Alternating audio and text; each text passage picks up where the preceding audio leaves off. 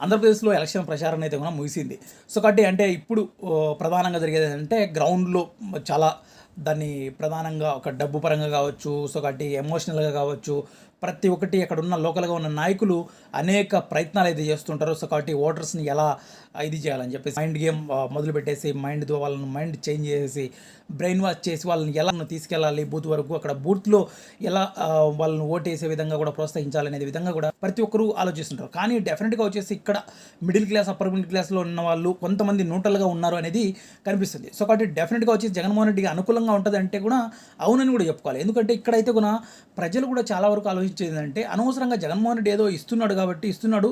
So కాబట్టి ఇతనికే పెట్టుకుంటూ పోతుంది. అనవసరంగా ఇప్పుడు ఇంకొక వ్యక్తి కోసం మనం ఆశ పెట్టుకొని ఆ వ్యక్తి వచ్చిన తర్వాత చేస్తాడో లేదో కూడా మనకు తెలియదు. అనవసరంగా ఇప్పుడు ఏదో జగన్మోహన్ రెడ్డి ఉన్నాడు కాబట్టి ఇస్తున్నాడు. సో కాబట్టి ఈ పథకాలు కూడా పోతే మన పరిస్థితి ఏమవుతుంది అనేది కూడా ఆలోచిస్తున్న వాళ్ళు కూడా చాలా బలంగానే ఉంటుంది.